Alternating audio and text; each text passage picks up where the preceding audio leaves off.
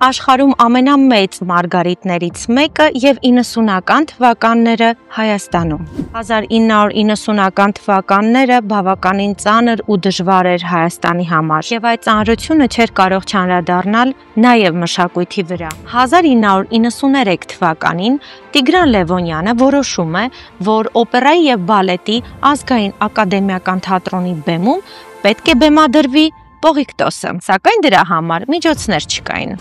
Նրա կինը, օպերային արվեստի մեծանուն վարպետ, հայկական սոխակ Գոհար Գասպարյանը որոշում է օգնել ամուսնուն։ Գոհար Գասպարյանն այնպիսի սքանչելի արտիստ էր, որի արվեստի առջև խոնարհվում էր աշխարհը, եւ մի անգամ հյուրախաղերով նա լինում է Իրանում եւ Շահնիշահից ստանում է ընծա աշխարհում 7-րդ ամենամեծ մարգարիտը։ Եվ հենց այդ տարիներին Գոհար Գասպարյանը որոշում է այն այլ զարդերի հետ վաճառել, որպեսզի ներկայացումն իրականացվի։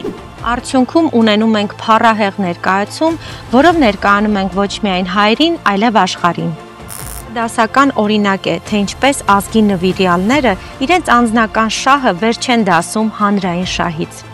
Իսկ սա Անիաս Էջն է։ Այստեղ կարող եք գտնել ամեն բան հայերի ու հայկականի մասին։